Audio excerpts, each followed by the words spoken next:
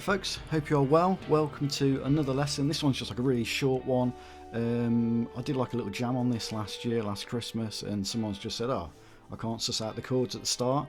Any chance you can do a little lesson? So I thought I'd do a quick lesson. The tab will be on Patreon as usual, just like a short tab. I'll get that up there for you guys in the next day or two. No doubt there is other versions on YouTube and stuff, but I'm just trying to make it as clear as possible. So I'm going to show you all the cool patterns that happen in it, and give you the names of them, and show you where the full chord is coming from as well. Because sometimes when you look at these little shapes, you're like, I have no idea what that is. But I'll break it down for you, and hopefully it will all make sense. I don't want to be that guy who waffles on for ages, but just two things. I've got a new single out today, a new instrumental one. Please go and check that out on Spotify and all that stuff. Dean McCreadie. It's called One Night in December, which you can hear in the background. And then also I've got a big tutorial thing coming up all about the guitar modes coming into Patreon. I think it's going to be like a big course, like probably over an hour long. The first part will be, I'm just working on that and trying to make it really like understandable, because it just seems to be one of those things that lots of people get lost with. I did when I was first learning it. I was doing it all wrong. So that's something that's coming soon as well. So please check out Patreon, like and subscribe on here, join the free Patreon tier if you want, and just keep up to date what's going on. Share the videos, it all helps. Cheers, let's get festive.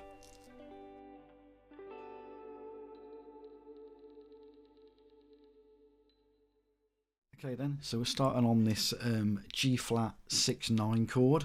So 6/9. So we got fret 2 on strings 1 and 2. We've got fret 1 on strings 3 and 4. And we're just going crazy, you know, with the strumming. Yeah, just taking it all the way up until you hit fret 6 on strings 1 and 2, fret 5 on strings 3 and 4. Okay. Okay, so once you get to here, you're on a B flat 6/9 chord. Okay. Okay, and then you just take it up again. That then takes you to fret 13 on strings 1 and 2, fret 12 on strings 3 and 4, and that would be like an F6/9.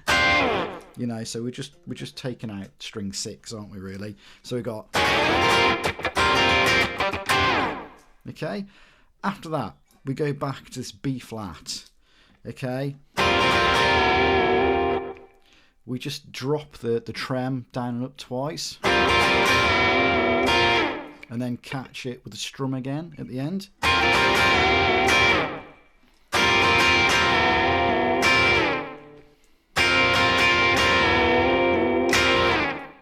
So we should now have.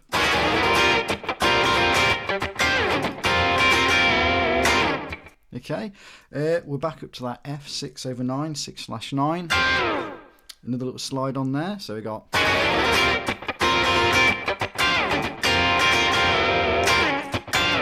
Okay, after that, we move to this pattern here, and all it is really, this is just a B flat, but it's a 7th. So, you know, so this pattern here, which I'm sure we've all played it a million times, that's where this shape is coming from. So I'm going to explain where these shapes are coming from, because I think sometimes these things don't get mentioned. You just get showed a shape and you don't get told the name of it or anything. So yeah, so B flat 7 is our first one, but we're just doing the first 4 strings.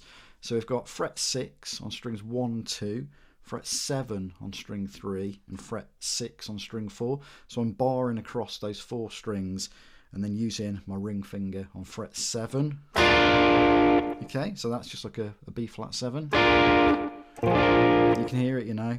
And I suppose it just saves having to have all that extra messing about getting all the strings in there, and it probably just sounds a bit cluttered when you try and put all of that in as well. So, you know, you're leaving space in the track for the bass and all the brass stuff to do its own thing as well.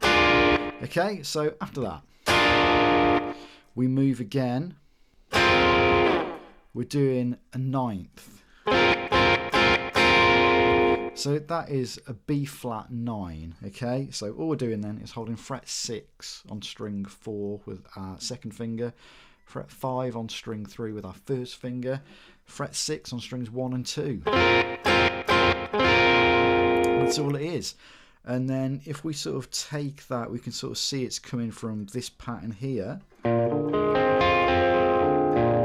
know, and that's a bit of a handful if you're moving from one chord to another quite fast like this does. You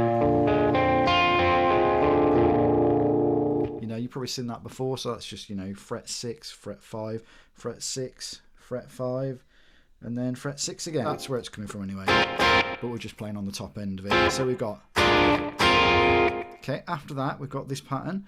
We're just holding down fret 5 of string 4, and then barring across fret 6, strings 1, 2 and 3.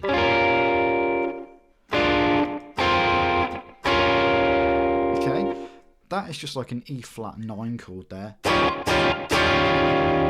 Yeah, we've all seen it before, haven't we? So fret 6 on string 5, fret 5 on string 4, fret 6, strings 2 and 3. Once again, just sort of smaller chords. So we've got, okay, then the last chord of that little sequence, we're going to do this here.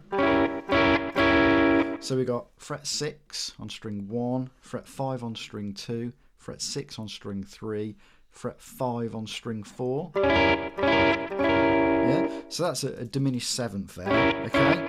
And that is coming from this B flat here. So, you know, if we did the full thing, we'd have fret 6 on string 6, 5 on string 4, fret 6 on string 3, then fret 5 on string 2, and then fret 6 on string 1. Yeah, so that's the sequence anyway. Okay, then it just lands on fret 6 of strings 1 and 2, so that's back to the B again, isn't it? And then we do some little bends. Yeah, which is just fret 9 on string 1, 8 on string 2. Yeah, so we're just bending that up like a semitone.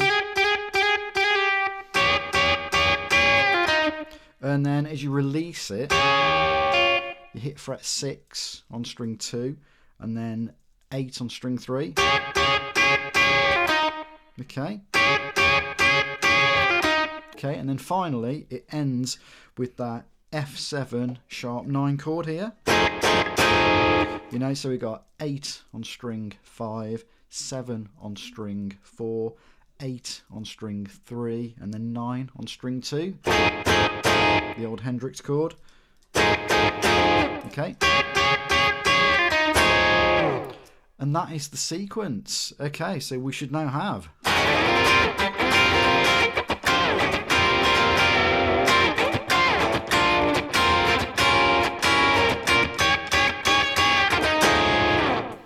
And that is it. Cool. More to come. I'll see you soon. Cheers.